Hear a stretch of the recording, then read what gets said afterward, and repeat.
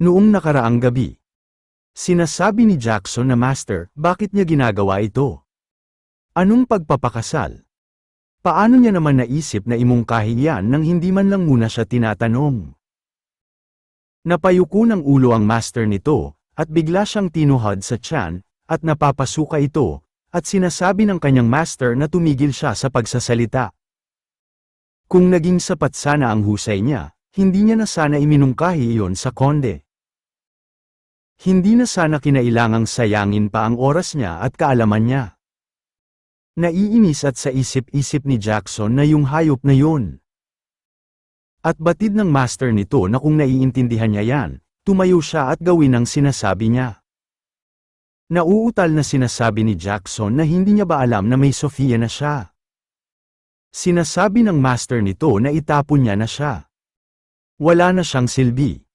Sinasabi ni Jackson na ano? Ano ang sinasabi niya? Sinasabi ng master nito na ang dahilan kung bakit hinayaan niya siya makipag-date kay Sophia Russell, ay dahil gusto niyang makakuha ng suporta mula sa angkan ng Russell.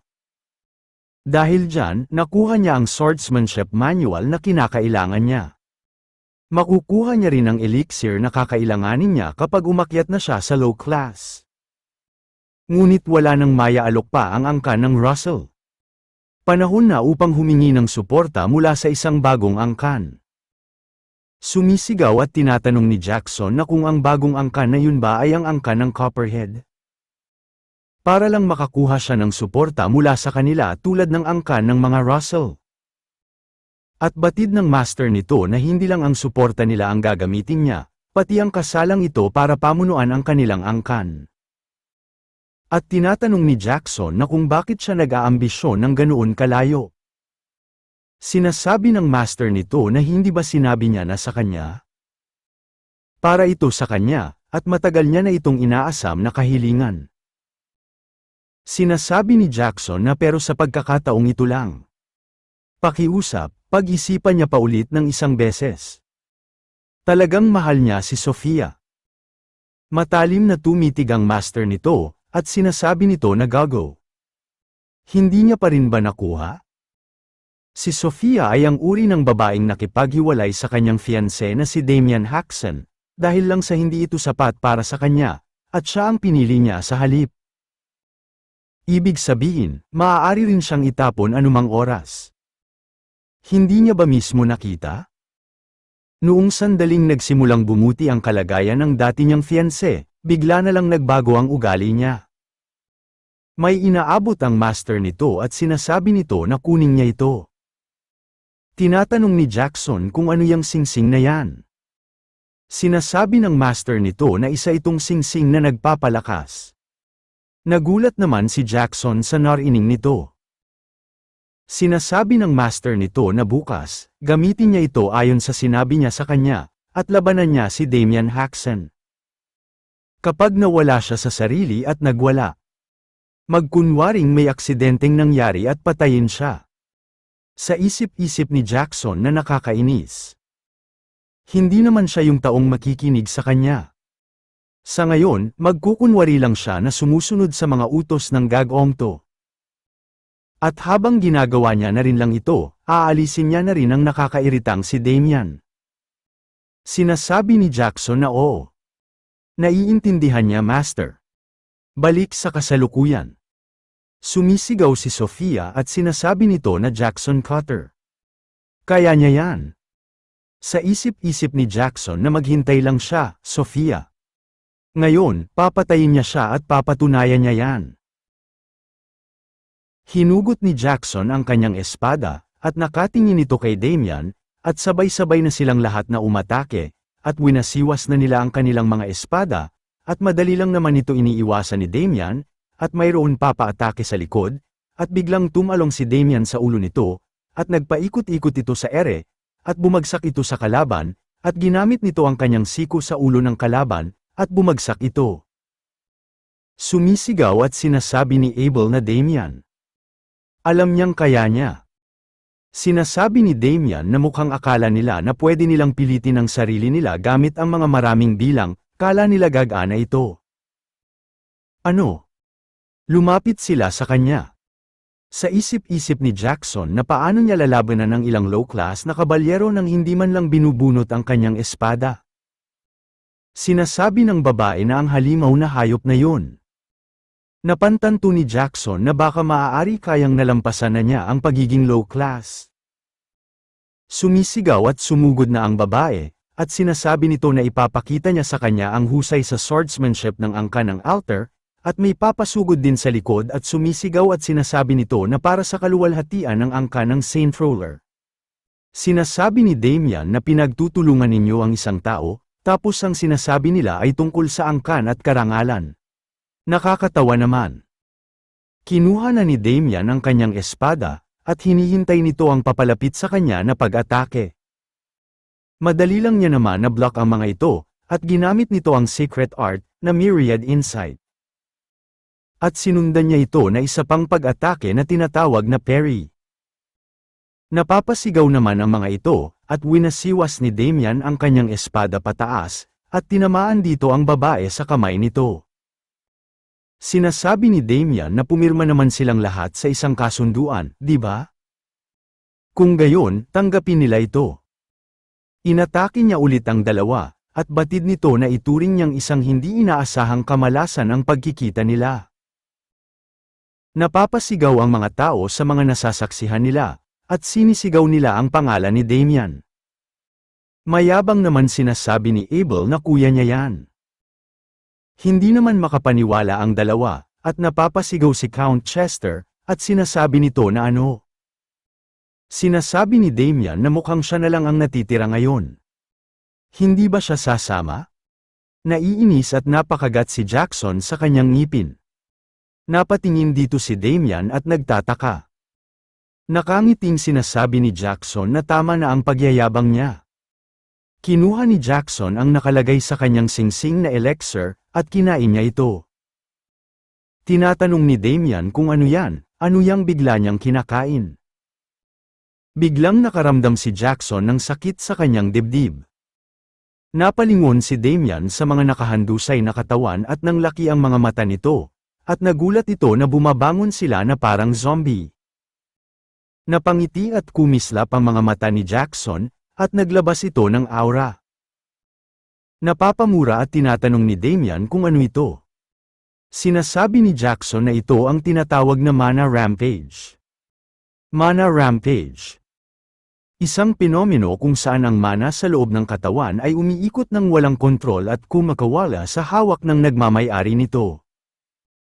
Kapag naganap ang Mana Rampage, nagdudulot ito ng malaking pagkawala ng mana at maaaring makapinsala ng husto sa katawan, na nag-iwan sa biktima na lubos na lumpo. Sinasabi ni Damian na ito ba ang kapangyarihan ng hiyas na kakalunok lang niya? Sinasabi ni Jackson na tama. Ito ang alas na natanggap niya mula sa kanyang master. Isa itong gamit na pumupuwersa sa mana ng lahat ng nasa malapit sa kanya na magwala. Nakakaawa siyang hayop siya, nagmatapang talaga siya noong may pagkakataon pa siya, di ba? Ngayon, gumapang siya sa lupa na parang insektong tulad niya, hayop siya. Lumapit na ito kay Damian, at hindi man lang gumalaw si Damian sa kanyang kinakatayuan, at biglang nawala ang aura na pinapalabas ni Jackson, at biglang naman tumawa ng napakalakas si Damian. Lumakas pa ng lumakas ang tawa nito, at hindi na nito mapigilan ang kakatawa. At sinasabi nito na siya na hamak na gago. Inasahan niya nang may gagawin siya. Pero ito na ba talaga ang pinakamagaling niyang kaya? Umaasa siya sa black magic. Sumisigaw at sinasabi ni Jackson na ano? Anong tinutukoy niyang black magic? Higit sa lahat, paano siya nananatiling nakatayo?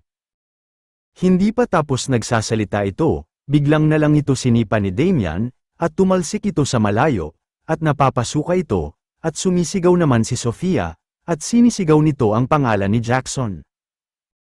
Lumapit dito si Damian at sinasabi nito na pasensya na, kung sisirain niya ang kanyang ilusyon. Hindi gumagana sa kanya ang ganyang bagay. Pinagpawisan naman si Jax at nagtataka ito, at sa isip-isip nito na ano ang nangyayari. Dapat ay gumana na talaga ang kapangyarihan ng singsing. Posible kayang immune talaga siya sa mana rampage. Napatingin si Damian sa likod, at sa isip-isip nito na nakipagsabuatan ang hayop na si Jax Noir sa konde para iligpit siya. At ginamit pa niya ang sarili niyang alagad bilang kasangkapan para rito. Sandali. Kung tama ang gagawin niyang diskarte, kaya niya silang parehong isahan ng sabay. Umatake na si Jackson, at winasiwas nito ang kanyang espada, at madali lang naman na naiwasan ito ni Damian. Napaatras si Damian, at sinasabi ni Jackson na hayop siya. Dahil humantong na sila sa ganito, papatayin niya siya gamit ang tunay niyang lakas, at pasugad na ito. Napailing si Damian at sinasabi nito na hindi niya alam ang lugar niya. Naglabas ng aura si Damian sa kanyang espada, at umatake na ito, at sinasabi nito na tanggapin niya ito. Nabitawan ni Jackson ang kanyang espada, at napapasigaw ito, at kahit sa labas ng arena, makikita ang lakas ng pagsabog. Napapikit ng mga mata ang mga manunood, at puno ng alikabok ang arena, at tinatanong ng mga ito na ano ito. Wala naman nagawa si Jackson, at napaluhod na lang ito, at napatakip ito ng kanyang bibig, at bigla na lang ito naglabas ng aura. Nang laki naman ang mga mata nila Abel, Victor, at Sofia sa gulat, at makikita dito na bumagsak na si Jackson, at naglabas ito ng malausok na aura sa arena. Natakot naman ang mga manunood sa malausok na aura na nakabalot sa kanila. At gulat na sinasabi nito na sandali. Ang nakababahalang itim na enerhiyang ito ay siguradong. Ito ay black magic. Gulat na gulat ang mga manunood at nagtataka ang mga ito, at sinasabi nila na ano. At tinatanong nila kung ano ang nangyayari. Isang kabalyero na gumagamit ng itim na mahika? Hindi ba nila dapat iulat agad ito sa Holy Order? Pinagpapawisan at sa isip-isip ni Count Chester na lintik. Bakit nangyayari ito sa teritoryo niya? May biglang tumatakbo at sumisigaw at sinasabi nito na Count. Ano ang dapat nilang gawin? Nagkakagulo ang mga tao. Sa ganitong takbo ng mga pangyayari, hindi magtatagal at makararating ang balita sa Holy Order. Galit na napakagat sa ngipin ng Count, at bigla ito umalis, at sinasabi nito na itigil agad ang laban. At patahimikin ang lahat para hindi kumalat ang mga tsismis. Sinasabi ni Damian na maayos naman ang takbo ng lahat ayon sa plano sa ngayon. Napatingin si Damian sa taas, at sinasabi nito na ang hayop na mukhang daga. Tumatakas na agad. Palabas na ang Count, at kasama nito ang dalawang knight, at sa isip-isip nito na ang baliw na hayop na yun, si Jax Noir. Nagtiwala siya sa kanya rito, tapos naglakas loob siyang ipasa sa kanya ang gulo na to. Dahil walang ebidensyang sangkot siya, magkukunwari na lang siyang walang alam. Hindi pa tapos ang sasabihin nito, at may biglang nagsalita at tinatanong nito kung saan siya pupunta nang nagmamadali. Nang laki ang mga mata nito, at biglang pinagpapawisan. Si Damian pala ang dumating, at agad napalingon nito, at sinasabi nito na Sir Damian Haxen. Ano ang nagdala sa kanya rito? Nakangiting sinasabi ni Damian na bakit siya nagkukunwaring wala siyang alam. Sigurado siyang marami siyang gustong sabihin sa kanya. Nagtataka at sa isip-isip ni Count Chester na sandali, alam ba niya ang lahat? Hindi, imposible yun. Nauutal na sinasabi ni Count Chester na wala siyang ideya kung tungkol saan ang sinasabi niya. Medyo abala siya, kaya mamaya na lang sila mag-usap. Sinasabi ni Damian na nagkukunwari lang siya na walang alam, ha? Kung ganoon, wala na yata siyang pagpipilian. Tinatanong ni Count Chester na kung ano ang ginagawa niya. Huwag siyang lalapit. May biglang sinuntok si Damian at tinamaan niya ito. Natakot naman dito si Count Chester at pinagpapawisan ito. Nakangiting tinatanong ni Damian kung kumusta naman. Sigurado siyang naaalala niya na kung ano ang gusto niyang sabihin, di ba? Kinakabahan na tumango ang Count dito.